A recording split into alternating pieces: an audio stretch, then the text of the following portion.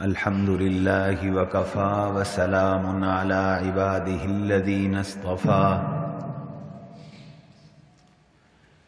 خصوصا على سيد الرسل وخاتم الأنبياء وعلى آله وأصحابه الأتقياء الأزكياء. أما بعد فأعوذ بالله من الشيطان الرجيم. بسم الله الرحمن الرحيم. والعصر إن الإنسان لفي خسر إلا الذين آمنوا وعملوا الصالحات وتواصوا بالحق وتواصوا بالصبر.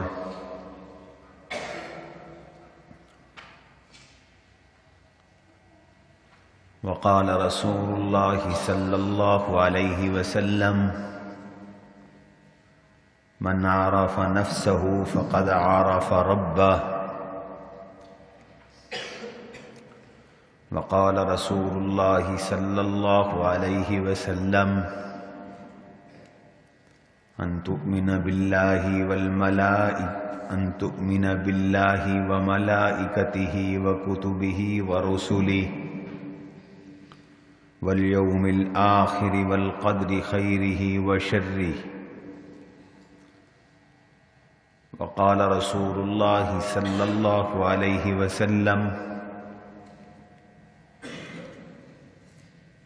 من سره أن ينسأ له في إثره ويبارك له في رزقه فليصل رحمه، أو كما قال رسول الله صلى الله عليه وسلم: صدق الله وصدق رسوله النبي الكريم. اللهم صل على محمد وعلى آل محمد كما صليت على إبراهيم وعلى آل إبراهيم إنك حميد مجيد. اللهم بارك على محمد وعلى آل محمد كما باركت على إبراهيم وعلى آل إبراهيم إنك حميد مجيد. اللهم صل على سيدنا ومولانا محمد وعلى آل سيدنا ومولانا محمد كلما ذكره الذاكرون وكلما غفل عن ذكره الغافلون.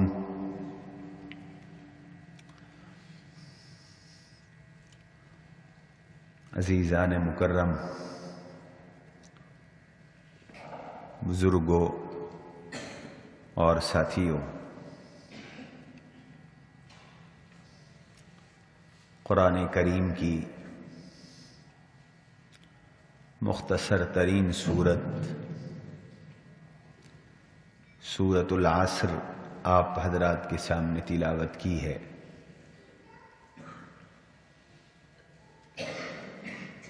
یہ سورت مختصر ترین سورت ہے اور تقریباً ہر مسلمان نمازی کو یاد ہوا کرتی ہے۔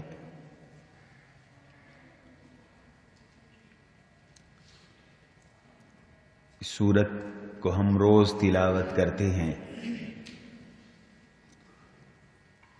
لیکن قرآن کریم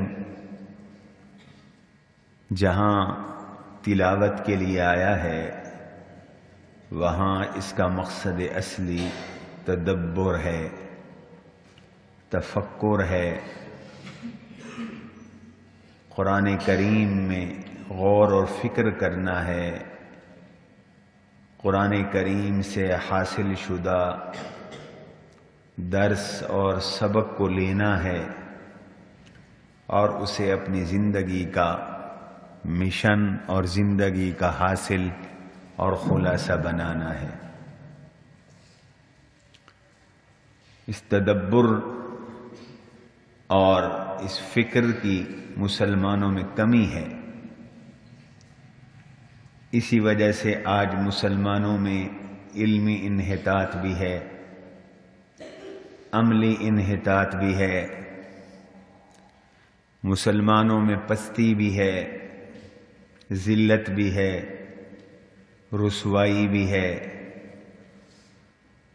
اقوام عالم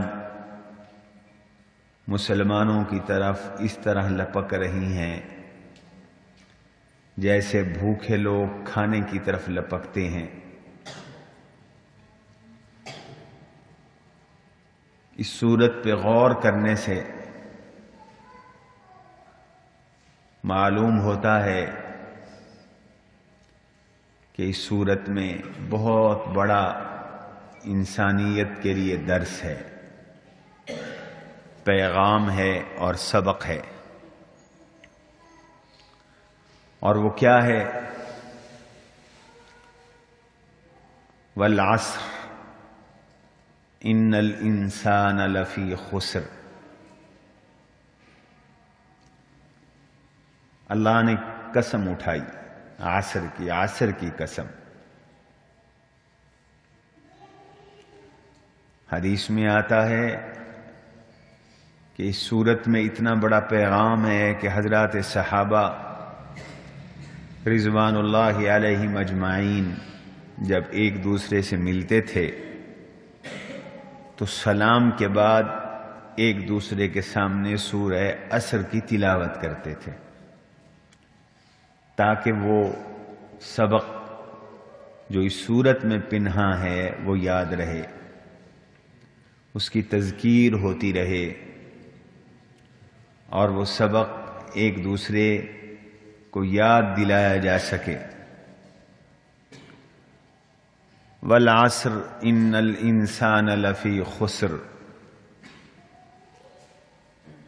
عصر کی بہت ساری تفسیریں ہیں، لیکن جو مشہور تفسیر ہے زمانے کی قسم، انسان گھاٹے میں ہے، خسارے میں ہے۔ یہ وہ ترجمہ ہے جو عام طور پر ہم کیا کرتے ہیں کہ زمانے کی قسم انسان خسارے میں ہے، گھاٹے میں ہے۔ طلباء جانتے ہیں والعصر قسم ہے اور ان الانسان لفی خسر جواب قسم ہے، اور مفسرین کہتے ہیں قرآن کریم میں جہاں قسم ہوتی ہے اور جواب قسم ہوتی ہے وہاں قسم اور جواب قسم میں مناسبت بھی ہوتی ہے۔ یہاں قسم اور جواب قسم میں والعصر اور ان الانسان لفی خسر میں بڑی واضح مناسبت ہے، اور وہ مناسبت کیا ہے کہ جیسے جیسے زمانہ گزرتا جا رہا ہے انسان خسارہ پاتا جا رہا ہے، جیسے جیسے عمر ڈلتی جا رہی ہے انسان گھاٹا اٹھاتا جا رہا ہے۔ انسان کی جیسے جیسے عمر گزرتی ہے وہ ویسے ویسے موت کے قریب ہوتا جا رہا ہے۔ جیسے جتنے سال گزرے اتنے سال وہ ہلاکت کے قریب ہو گیا، جتنے گھنٹے گزرے اتنے گھنٹے وہ ہلاکت کے قریب ہو گیا۔ آج دنیا خوش ہوتی ہے، ہماری 20ویں سالگرہ ہے، 30ویں سالگرہ ہے، 40ویں سالگرہ ہے، 50ویں سالگرہ ہے، ہم اتنے سال کے ہو گئے، اور جب سے یہ انگریزی کلچر، مغربی کلچر ہمارے معاشرے میں مسلط کیا گیا، اسکولوں، کالجوں اور میڈیا کے ذریعے، اب تو ہمارے مسلمان بھائی بھی بڑے خوشی سے اپنے بچوں کی برتھ ڈے مناتے ہیں، ہیپی برتھ ڈے مناتے ہیں، تالیاں بجواتے ہیں بچوں سے، کیک کاٹتے ہیں، گفٹ ایک دوسرے کو دیتے ہیں، اور سالگرہ کی مبارکبادیں دیتے ہیں۔ بھائی، یہ سالگرہ کی مبارکبادیں ان لوگوں کا طریقہ ہے جو موت کو بھولے ہوئے ہیں، جو دنیا کی زندگی کو اپنا سب کچھ سمجھتے ہیں، جن کے ہاں آخرت کی زندگی کا کوئی تصور اور وجود نہیں ہے، جو یہ کہتے ہیں ان ہی الا نموت و نحیا، بس ہمارا تو جینا بھی دنیا کا ہے، مرنا بھی دنیا کا ہے، بس دنیا کی ہی زندگی ہے۔ وہ خدا کے بھی منکر ہیں، وما یہلکنا الا الدہر، وہ کہتے ہیں ہم تو مرتے ہی اللہ کے حکم سے نہیں، زمانہ ہمیں مارتا ہے، بیماری ہمیں مارتی ہے، گولی ہمیں مارتی ہے،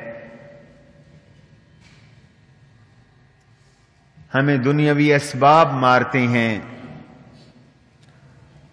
مسلمان کے لیے تو لمحہ فکریہ ہے کہ سال ایک گزرا، عمر 1 سال کم ہو گئی، سال 2 گزرے، عمر 2 سال کم ہو گئی، سال 3 گزرے، عمر 3 سال کم ہو گئی، سال 20 گزرے تو عمر 20 سال کم ہو گئی، کسی کی عمر 40 سال ہے اور وہ دنیا میں عمر لے کے آیا ہے 60 سال، تو 20 سال باقی رہ گئی، اور عمر لے کے آیا ہے 50 سال، تو پھر 10 سال باقی رہ گئی، اور عمر لے کے آیا ہے 55 سال، تو اتراؤ نا، عمر 5 سال باقی رہ گئی، اور عمر لایا ہے 51 سال، تو تالیاں کس بات کی بجاتے ہو؟ زندگی کا تو تمہارا 1 سال باقی ہے، اور اگر 50 سال 6 ماہ کی عمر لائے ہو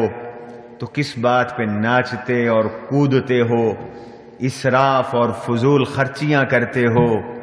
اللہ کی راہ میں تو پائی خرچ کرنے سے موت آتی ہے، اور اس پر ہزاروں اور لاکھوں اڑا رہے ہو۔ تمہاری تو زندگی کا 1 ماہ باقی ہے، تمہاری تو زندگی کے 15 دن باقی ہیں، اور کبھی تو ایسا ہوتا ہے کہ تمہاری زندگی کا 1 دن باقی ہے، اور کبھی ایسا بھی ہوتا ہے کہ زندگی کی 1 شام باقی ہوتی ہے، اور کبھی ایسا بھی ہوتا ہے کہ زندگی کے چند گھنٹے باقی ہوتے ہیں۔ ادھر شادیاں ہوتی ہیں، شادیانے بجتے ہیں، اور ادھر دولہا اور دلہن سوتے ہیں، تو پھر صبح پتہ چلتا ہے کہ دونوں کی میتیں پڑی ہوئی ہیں۔ تو فرمایا اپنی زندگی کے ماہ و سال اپنے شباب اور اپنی جوانی پہ نہ اتراؤ، غرور نہ کرو، تکبر نہ کرو، بڑائی نہ کرو۔ والعصر، یہ جو زمانہ ہے، ان الانسان لفی خسر، یہ زمانہ، یہ وقت تمہیں ہلاکت میں ڈال رہا ہے، تمہیں خسارے میں ڈال رہا ہے، تمہیں فنا کی طرف لے جا رہا ہے، تمہیں نقصان کی طرف لے جا رہا ہے۔ یہ زمانہ تمہاری ہلاکت کا ذریعہ بن رہا ہے۔ والعصر ان الانسان لفی خسر، ہر انسان زمانہ اس کے خسارے کا ذریعہ، ہر انسان زمانہ اس کی ہلاکت کا ذریعہ، اس کے نقصان کا ذریعہ۔ تو پھر فرمایا 4 ارکان ہیں نجات کے، سب خسارے میں ہو، زمانہ تمہیں برباد کر رہا ہے، اس زمانے کی وجہ سے تم ہلاکت میں پڑ رہے ہو۔ 4 ارکان ہیں جن سے تم بچ سکتے ہو، 4 ستون ہیں جو تمہیں بچا سکتے ہیں، جن پر تمہاری زندگی، جن پر تمہاری حیات کی یہ چھت ٹھہر سکتی ہے، جن کی وجہ سے تمہیں کامیابی مل سکتی ہے، جن کی وجہ سے تمہیں کامرانی مل سکتی ہے۔ وہ 4 ارکان ہیں جو اللہ نے اس صورت میں بیان کیے۔ پہلا رکن فرمایا سب کے سب ہلاکت کی طرف جا رہے ہو، جیسے جیسے وقت گزرتا جا رہا ہے ہلاکت کے قریب ہوتے جا رہے ہو، خسارے کے قریب ہوتے جا رہے ہو۔ پہلی صورت یہ ہے بچنے کی، نجات کی، الا الذین آمنوا، ایمان لاؤ۔ ایمان کے بغیر نجات ناممکن ہے۔ یاد رکھو ایمان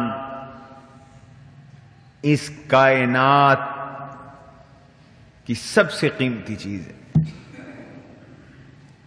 جس کو آج مسلمان نے سب سے ہلکا جانا ہوا ہے۔ اپنے ٹکوں کی خاطر ایمان تبدیل کر لیتے ہیں، لڑکیوں کی خاطر اپنا عقیدہ اور ایمان بدل لیتے ہیں، لوگ ویزوں کی خاطر اپنا ایمان اور عقیدہ بدل لیتے ہیں، تبدیل کر لیتے ہیں، مرتد ہو جاتے ہیں۔ غیر ملکی این جی اوز کے ڈالروں کی جھنکار پر اللہ کے نبی علیہ السلام اور اللہ پر ایمان کو ذبح کر دیتے ہیں۔ تمہاری حیات، تمہاری زندگی، تمہاری نجات کا پہلا ذریعہ ایمان ہے۔ ایمان تمہارے دنیا اور آخرت میں بقا اور وجود کا ذریعہ ہے۔ یاد رکھو ایمان دنیا اور آخرت میں بقا کا ذریعہ ہے۔ اگر ایمان دنیا سے ختم ہو جائے تو یہاں قیامت آ جائے۔ اگر یہ آسمان تھمے ہوئے ہیں، اگر یہ زمین رکی ہوئی ہے، اگر یہ سورج اپنی جگہ قائم ہے اور زمین اس کے ارد گرد چکر لگا رہی ہے، اگر یہ نظام کائنات چل رہا ہے، تو یقین رکھو یہ ایمان کی برکت سے اور ایمان والوں کی برکت سے اور اللہ کے نام کی برکت سے باقی ہے۔ جس دن یہ سب ختم ہو جائے گا قیامت آ جائے گی، جس دن یہ سب ختم ہو جائے گا فنا آ جائے گی۔ لا تقام الساعة حتى يقال في الارض اللہ اللہ۔ یہ جو تم اللہ اللہ کہتے ہو، یہ جو تمہارے بچے اللہ اللہ کہتے ہیں، یہ جو تمہارے بچے مدرسوں میں بسم اللہ پڑھتے ہیں، یہ جو بچے مسجدوں میں بیٹھ کر قرآن کریم پڑھتے ہیں، یہ جو تم قرآن کریم کی تلاوت کرتے ہو، یہ جو مسجدوں سے آذان کی آوازیں آ رہی ہیں، انہی نے قیامت کو روکا ہوا ہے، انہی چیزوں نے اللہ کے عذاب کو روکا ہوا ہے، انہی چیزوں نے اللہ کے غضب کو روکا ہوا ہے، قہر کو روکا ہوا ہے، جلال کو روکا ہوا ہے۔ جس دن یہ سب بند ہو جائے گا، جس دن یہ سب ختم ہو جائے گا، تو پھر یاد رکھو دنیا میں قیامت آ جائے گی۔ اور قیامت کیا آئے گی؟ زمین فنا ہوگی، آسمان گر کر روئی کے گالوں کی طرح اڑ رہا ہوگا، اور سورج قریب تر آ جائے گا، سورج لپیٹ لیا جائے گا، اور چاند بے نور کر دیا جائے گا، اور سمندروں میں آگ لگ جائے گی، اور جنگل کے وحشی جانور آبادیوں میں آ جائیں گے، اور قیمتی ترین مال لوگ اس کو بھول جائیں گے، سب کچھ فنا ہو جائے گا، سب کچھ ختم ہو جائے گا۔ یہ سب کچھ باقی کیوں ہے؟ اللہ پر ایمان کی برکت سے، اللہ پر ایمان کی برکت سے۔ فرمایا اگر خسارے سے، ہلاکت سے، اگر نقصان سے قومیں اجتماعی طور پر بچنا چاہتی ہیں تو قومیں ایمان لائیں، اور اگر افراد بچنا چاہتے ہیں تو افراد اپنا ایمان مضبوط کریں۔ وَلَوْ أَنَّهُمْ آمَنُوا، قرآن کہتا ہے وَلَوْ أَنَّهُمْ آمَنُوا وَاتَّقَوْا لَفَتَحْنَا عَلَيْهِمْ أَبْوَابَ كُلِّ شَيْءٍ۔ ایمان کی برکت سے دنیا قائم، اور ایمان کی برکت سے زندگیاں ہیں۔ پچھلی قوموں کو دیکھو، ان میں ایمان نہیں تھا، وہ ہلاک ہو گئیں، وہ تباہ اور برباد ہو گئیں۔ قرآن نے ان قوموں کے نام بتائے، ان کی جگہ بتائیں، فرمایا وہاں سے گزر کر دیکھو، وہاں جاؤ، قُلْ سِیرُوا فِی الْأَرْضِ فَانْظُرُوا، چلو ذرا زمین میں، ذرا قوم سمود کی بستیوں کو دیکھو، وہ کتنے انجینئر لوگ تھے، انجینئرنگ مائنڈ تھے۔ آج سے ہزاروں سال پہلے جب بڑی بڑی ہیوی مشینریاں نہیں تھیں، اس زمانے میں کانوا ینحتون من الجبال بیوتا، وہ یوں چیرتے تھے پہاڑ، اور یوں چیر کر پہاڑ کو اندر سے تراش کر اپنے گھر بنا لیا کرتے تھے۔ اتنی بڑی انجینئرنگ اور اتنی بڑی ٹیکنالوجی ان کے پاس تھی کہ وہ پہاڑوں کو چیر کر گھر بنا لیا کرتے تھے۔ تم تو آج کنکریٹ گھر بناتے ہو، انہوں نے پہاڑوں کو چیر کے گھر بنایا۔ یہ ڈرائنگ روم ہے، یہ بیڈ روم ہے، یہ کچن ہے، اور یہ بچوں کا کمرہ ہے۔ آج بھی ان کے وہ گھر موجود ہیں، آج بھی موجود ہیں سعودی عرب کے اندر، خیبر سے آگے حجر کی بستیاں آج بھی موجود ہیں۔ اتنے ذہین لوگ اور اتنے محنتی لوگ اور اتنے پڑھے لکھے لوگ اور اتنی انجینئرنگ ذہنیت کے لوگ، انجینئرنگ مائنڈ کے لوگ، ایمان نہیں تھا، ہلاک ہو گئے۔ فَأَخَذَتْهُمُ الرَّجْفَةُ، پہاڑوں کو چیرنے والوں پر جب زلزلہ آیا تو وہ زلزلے کو نہیں روک سکے، پھر اس زلزلے میں سارے تباہ ہو گئے، ہلاک ہو گئے۔ قرآن کہتا ہے پھر وہ اس طرح ہو گئے کَأَن لَّمْ يَغْنَوْا فِیہَا، کہ گویا کہ وہ یہاں کبھی رہے ہی نہیں تھے، ان کا کبھی یہاں بسیرا ہی نہیں ہوا تھا۔ لگتا ہی نہیں تھا کہ یہ بستیاں کبھی آباد تھیں، لگتا ہی نہیں تھا کہ یہ شہر کبھی آباد تھے.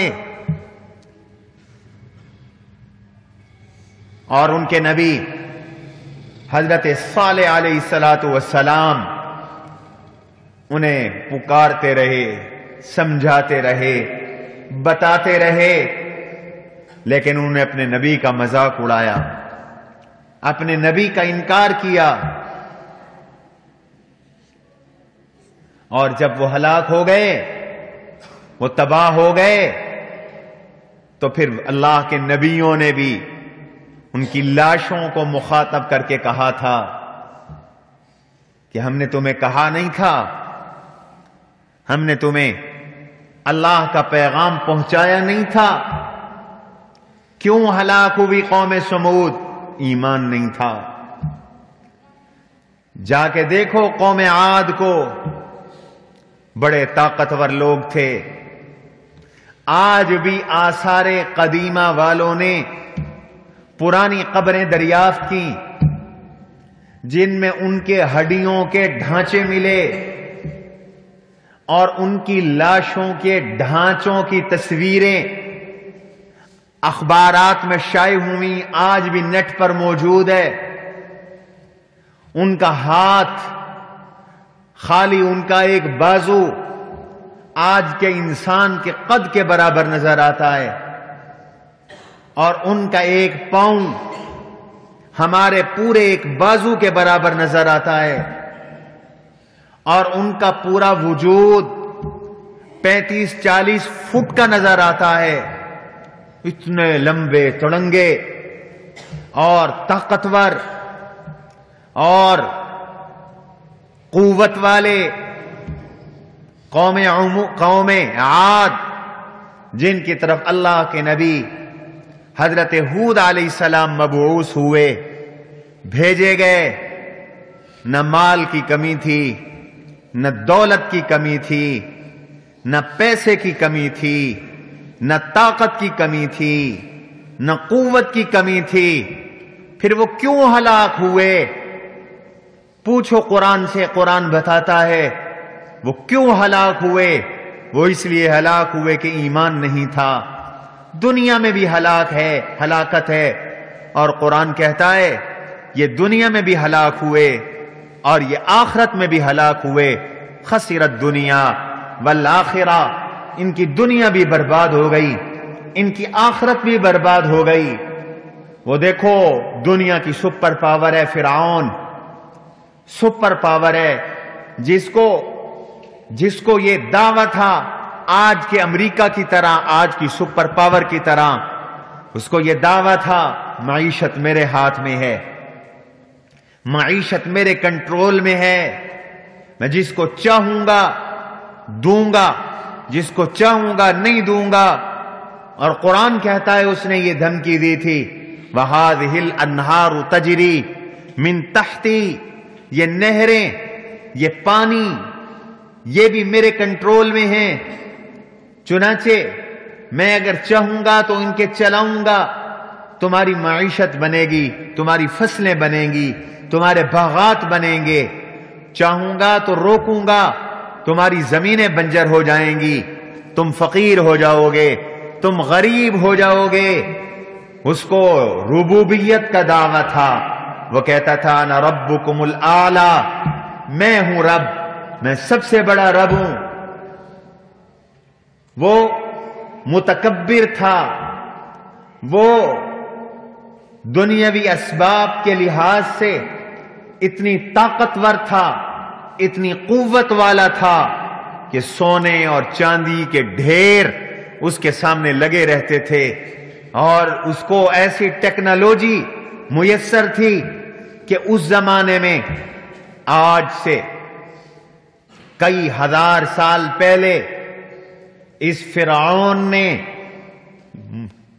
کئی ٹن وزنی پتھر اکٹھے کر کے بلڈنگیں بنائیں، عمارتیں بنائیں، جن کو اہرام مصر کہتے ہیں. وہ آج بھی دنیا کا عجوبہ ہے، مصر کے اندر آج بھی موجود ہیں. اور وہ ایسی عمارتیں ہیں پہاڑوں اور پتھروں سے بنی ہوئی ایسی عمارتیں ہیں کہ اگر آج آپ اس میں سالن رکھ دیں تو اس کا ٹمپریچر اس طرح بنایا گیا، اس دور میں جب سائنس نہیں تھی، ایئر کنڈیشن اور فریزر نہیں تھے، اس طرح بنایا گیا کہ وہ 101 سال تک سالن خراب نہیں ہوتا۔ آپ کو پتا ہے یہ اہرام مصر جو فرعون نے مصر میں بنائے تھے، فراعنہ نے بنائے تھے، اس زمانے میں بنائے، ایسی ٹیکنالوجی تو آج کے اس دور میں، سائنس کے دور میں بھی دنیا کے پاس نہیں آئی جو اس کے پاس تھی۔ پیسے کی فراوانی، فوج کتنی مضبوط تھی۔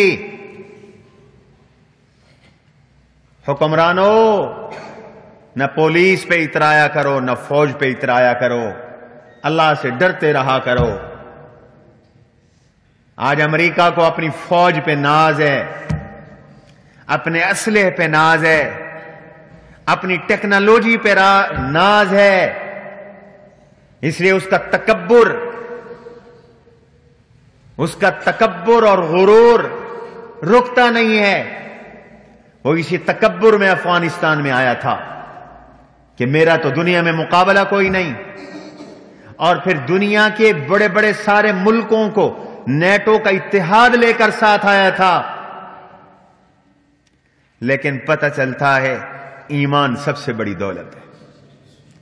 فرعون تباہ ہوا قوت کے باوجود، تباہ ہوا ٹیکنالوجی کے باوجود، تباہ ہوا دولت کے باوجود، تباہ ہوا قوت کے باوجود، تباہ ہوا اسلحے کے باوجود، تباہ ہوا اپنی آرمی کے باوجود، تباہ ہوا اپنی پولیس کے باوجود، تباہ ہوا اپنے پیسے کے باوجود، تباہ ہوا اپنی دنیا میں مضبوط معیشت کے باوجود، اور موسیٰ کامیاب ہوئے اپنی کمزوری کے باوجود، اپنے ضعف کے باوجود، اپنی غربت کے باوجود، اپنی بے سر و سامانی کے باوجود، اپنے بے وسائل ہونے کے باوجود موسیٰ علیہ السلام کامیاب ہوئے اپنے 2 کپڑوں کے اندر، اور فرعون غرق ہوا اپنے محلات کے باوجود۔ کیوں؟ اس لیے کہ فرعون میں ایمان کوئی نہیں تھا، موسیٰ علیہ السلام میں ایمان تھا۔ ایمان نے بچایا۔ موسیٰ علیہ السلام کے ساتھ چلنے والے بنی اسرائیل کو بھی ایمان نے بچایا۔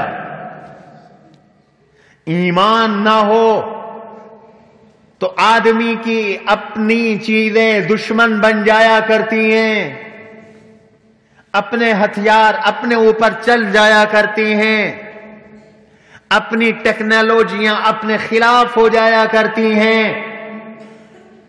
اور ایمان ہو تو پھر دنیا کی ساری طاقتیں ایک مومن کے لیے مسخر ہو جاتی ہیں، ایک مومن کے لیے فرما بردار بن جاتی ہیں۔ سورج بھی موافق ہو جاتا ہے، چاند بھی موافق ہو جاتا ہے، دریا بھی موافق ہو جاتے ہیں، آگ بھی موافق ہو جاتی ہے۔ قلنا یا نار کونی بردا وسلاما علی ابراہیم، قلنا یا نار کونی بردا وسلاما علی ابراہیم۔ آگ کا کام تو جلانا ہے، لیکن ابراہیم پر جب آگ آئی تو وہ گلزار بن گئی۔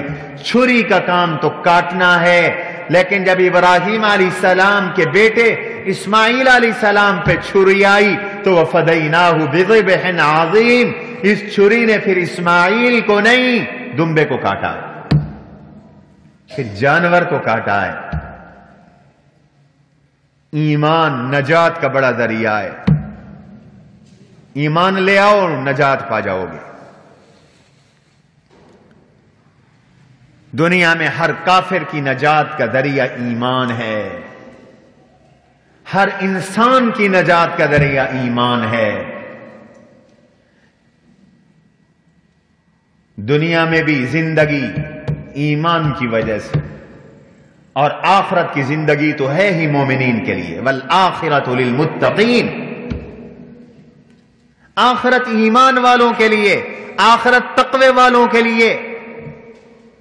آخرت میں غیر مسلموں کا کوئی حق نہیں، جنت میں غیر مسلموں کا کوئی حق نہیں، یہ قرآن کا اٹل فیصلہ ہے۔ ایمان لاؤ، ایمان۔ آج ہمارے دلوں سے ایمان جا رہا ہے۔ قرآن کہتا ہے نجات کا پہلا رستہ ایمان ہے۔ اللہ اکبر، پہلا رستہ ایمان ہے۔ الا الذین آمنوا، ورنہ خسارہ ہی خسارہ ہے، گھاٹا ہی گھاٹا ہے۔ جیسے جیسے بڑے ہوتے جاؤ گے ہلاک ہوتے چلے جاؤ گے۔ اگر اس ہلاکت سے بچنا ہے تو ایمان لاؤ۔ وہ دیکھو ابو جہل ہے، وہ دیکھو ابو لہب ہے، کس چیز کی کمی ہے؟ کمی کس چیز کی تھی؟ قریشی ہیں، کعبے کے خادم ہیں، حاجیوں کے خدمت گزار ہیں، بیت اللہ کے متولی ہیں۔ کسی کے ذمے ہے بیت اللہ کا غلاف پہنانا، کسی کے ذمے ہے حاجیوں کو پانی پلانا، اور صرف پانی نہیں پلاتے تھے، اتنے مہمان نواز تھے کہ ستو دیسی گھی میں بھگو کر وہ حاجیوں کو پلایا کرتے تھے۔ لیکن حسن و جمال کیا تھا؟ ابو لہب، عبد العزہ نام تھا، کہتے تھے ابو لہب۔ کیوں ابو لہب کہتے تھے؟ ابو لہب کا معنی شولوں والا، اس کے منہ سے شولے نکلتے تھے، اس کے منہ سے شولے نکلتے تھے، لیکن ایمان نہیں ملا، ایمان نہیں ملا۔ تو جب ایمان نہیں ملا تو پھر کیا ہوا؟ ہلاکت ہی ہلاکت، ہلاکت ہی ہلاکت۔ جتنے بڑے بڑے پیغمبر کے دشمن تھے، ایمان کے منکر تھے، بدر میں قتل ہوئے، 70 قتل ہوئے، 70 بدر میں۔ غرور کے ساتھ آئے تھے، تکبر کے ساتھ آئے تھے، اتراتے ہوئے آئے تھے، تعداد زیادہ تھی، اسلحہ مسلمانوں سے زیادہ تھا، پہلوان تھے، شرابیں پی کے آئے، اکڑتے ہوئے آئے، ایمان نہیں تھا، اللہ کی پکڑ میں آ گئے۔ ہم نے بخاری شریف میں حدیث پڑھی کل کے سبق میں، حضور علیہ السلام کعبے میں نماز ادا فرما رہے تھے، مشرکین کا مجمع بیٹھا تھا۔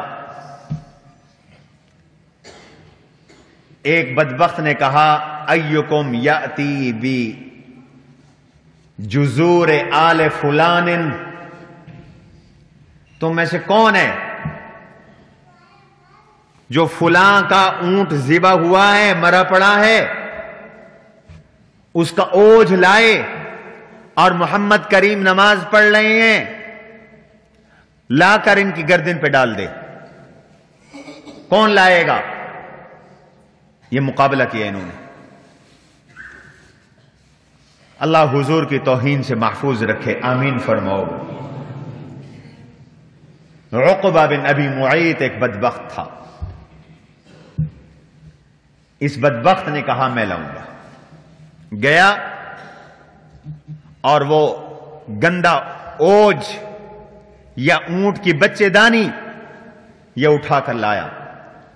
حضور سجدے میں تھے تو اس بدبخت نے لا کر حضور کی یہاں گردن پر ڈال دیا۔ وہ گندا بھی تھا اور وزنی بھی تھا۔ حضور علیہ السلام اپنا سر سجدے سے نہ اٹھا سکے، پتہ نہیں کتنی دیر سجدے میں آپ نے سر رکھا ہوگا۔ کسی نے جا کر حضور کی صاحبزادی سیدہ فاطمہ الزہرا رضی اللہ عنہا کچھ بتایا۔ حدیث میں آتا ہے جویریہ، وہ اس وقت چھوٹی بچی تھی، وہ آئیں، انہوں نے آ کے یہ منظر دیکھا اور حضور علیہ الصلوۃ والسلام سے محنت کر کے اس گندگی کو دور کیا۔ آپ نماز سے اٹھے، سجدے سے اٹھے تو آپ نے بد دعا کی، اللہم علیک بقریش، یا اللہ ان قریشیوں کو ہلاک فرما، یا اللہ ان قریشیوں کو تباہ فرما۔ اور دوسرا فرمایا نام لے کر، جتنے یہ بیٹھے تھے یہ کل 7 لوگ تھے، اللہم علیک بعمر بن ہشام، اللہم علیک بعتبہ، اللہم علیک بشیبہ، اللہم علیک بعقبۃ بن ابی المعیط، سب کے نام لیے۔ یا اللہ اس ابو جہل کو بھی تو پکڑ لے، یا اللہ اس عتبہ کو بھی تو پکڑ لے، یا اللہ اس شیبہ کو بھی تو ہلاک کر دے، یا اللہ اس عقبہ بن ابی معیط کو بھی تو ہلاک کر دے، یا اللہ فلاں کو بھی ہلاک کر دے، یا اللہ تو فلاں کو بھی ہلاک کر دے۔ اب محدثین کہتے ہیں کہ حضور تو کسی کی ہلاکت کے لیے دعا نہیں کرتے تھے، آپ تو وہ رحمت للعالمین تھے، آپ کا عموم میں مزاج یہ تھا، نہ کسی پہ کبھی لعنت کی اور نہ کبھی کسی کے لیے بد دعا کی۔ خود فرماتے ہیں ما بعثت لعانا، مجھے اللہ نے لعنت کرنے والا بنا کے نہیں بھیجا، حضور کو تو اللہ نے رحمت بنا کے بھیجا، اس لیے میں لعنت نہیں کرتا، خود ارشاد فرمایا۔ لیکن یہاں آپ نے بد دعا کی، کیوں؟ یہاں مسئلہ صرف حضور کی ذات کا نہیں تھا، یہاں مسئلہ نماز کا تھا۔ ان ظالموں نے، ان مشرکوں نے، ان کافروں نے حضور کی بھی توہین کی، اور اللہ کے شعائر میں سے ایک شعائر نماز کی بھی توہین کی، اور حضور سے اللہ کے اس فریضے کی توہین برداشت نہ ہوئی، اس لیے بد دعا کر ڈالی، ادھر بد دعا کی ادھر قبول ہو گئی۔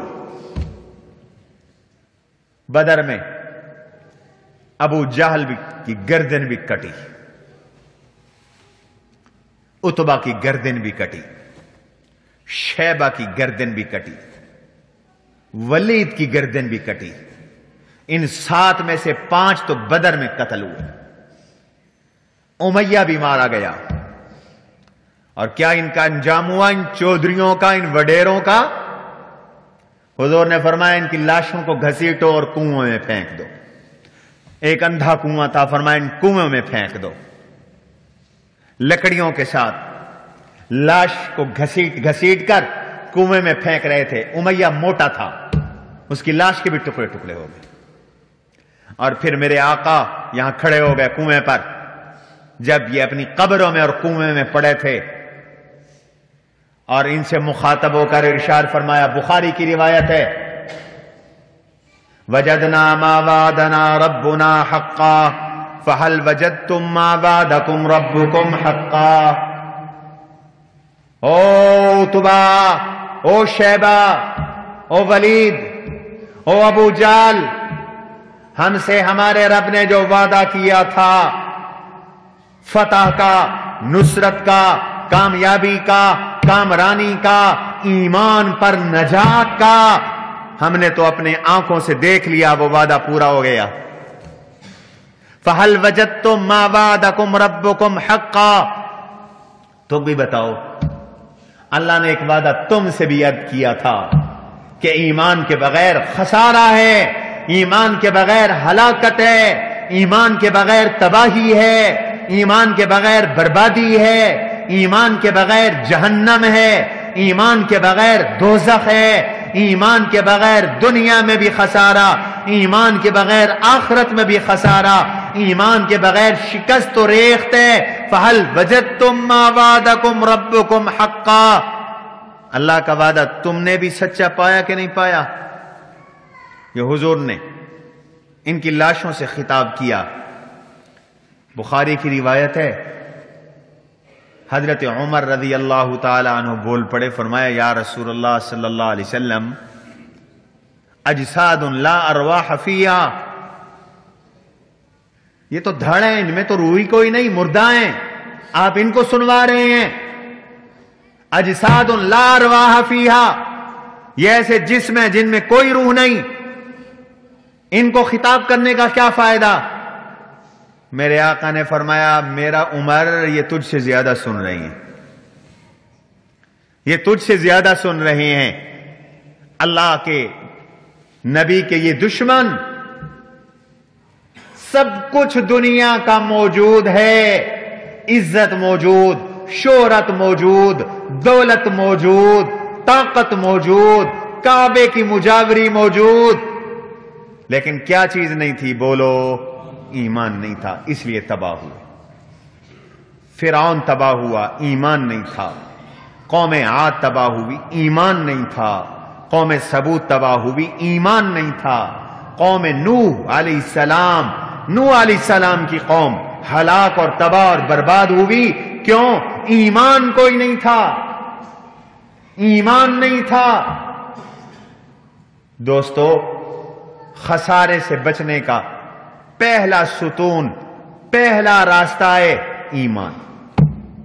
والعصر ان الانسان لفی خسر، تمہاری عمریں تمہیں برباد کر دیں گی، اس بربادی سے بچنا ہے، اپنے ایمان سنبھالو، ایمان لاؤ، ایمان مضبوط کرو، اللہ پر ایمان، اس کی آیات کونیہ پر ایمان، آیات تکوینیہ پر ایمان، آیات قرآنیہ پر ایمان، آیات آفاقیہ پر ایمان، ایمان لاؤ اس کی ذات پر، ایمان لاؤ اس کی صفات پر، ایمان لاؤ اس کے وجود پر، ایمان لاؤ اس کی وحدانیت پر، ایمان لاؤ اس کے وحدہ لا شریک ہونے پر، ایمان لاؤ اس کے تمام کے تمام افعال اور اعمال میں یکتا ہونے پر ایمان لاؤ، ایمان لاؤ اس کے نبیوں رسولوں پر، حضور علیہ الصلوۃ والسلام کی ختم نبوت پر ایمان لاؤ، میرے آقا کی عصمت پر ایمان لاؤ، حضور علیہ الصلوۃ والسلام کے گناہوں سے پاک ہونے پر ایمان لانا پڑے گا۔ ایمان لاؤ قیامت پر، ایمان لاؤ قرآن کی سچائی پر، قرآن کے تمام احکام سچے، اللہ کے سب احکام سچے، اس دماغ کی کھوپڑی میں آئیں تب بھی، نہ آئیں تب بھی کہہ دو آمنت باللہ وما انزل الینا، میں اللہ کے کہنے پہ ایمان لایا، میں قرآن کے کہنے پہ ایمان لایا، میں رسول کے کہنے پہ ایمان لایا، میرا اللہ کہہ رہا ہے میں ایمان لایا۔ بھائی، قرآن کو اور اللہ کے حکموں کو عقل پہ نہ تولا کرو،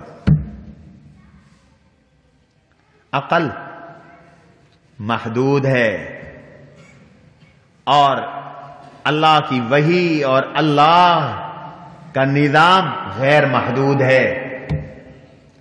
میاں،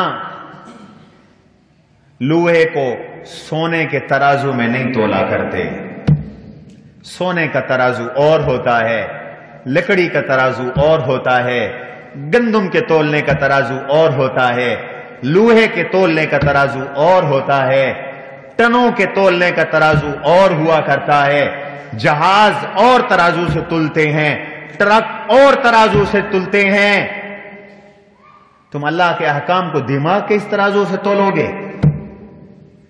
نہیں، اللہ کے احکام کو مانو، اپنا ایمان بچاؤ، یہ فتنے کا دور ہے، ایمان کش ہوائیں چلی ہوئی ہیں، ایمان کش طوفان چلے ہوئے ہیں، ایمان کی محنت نہیں ہو رہی، بے ایمانی کی محنت ہو رہی ہے، یاد رکھو، ایمان پہ دولت نہیں خرچ ہو رہی، بے ایمانی پہ دولت خرچ ہو رہی ہے، کافر بنانے پہ دولت خرچ ہو رہی ہے، ڈالر لگائے جا رہے ہیں، حکومتوں زور لگا رہی ہیں، اپنے ان کے ایجنٹ بنے ہوئے ہیں، وفیکم سماعون لہم، تمہارے ملک کے اندر آج ہم جنس پرستی کی باتیں ہو رہی ہیں، قرآن کے حکم میراث کا مذاق اڑایا جا رہا ہے، قرآن کے حکم شہادت کا مذاق اڑایا جا رہا ہے، تمہیں مرتد بنانے کی کوشش کی جا رہی ہے، تمہارے نبی کی توہین کی جا رہی ہے، نبی کے صحابہ اہل بیت کی توہین کی جا رہی ہے، قرآن کے احکام کا مذاق اڑایا جا رہا ہے۔ آج حکومتی لیول پر ایمان کا تحفظ نہیں کیا جا رہا، بے ایمانی کا تحفظ کیا جا رہا، کفر کا تحفظ کیا جا رہا، ختم نبوت کا تحفظ نہیں کیا جا رہا، قادیانیت کا تحفظ کیا جا رہا۔ ہاں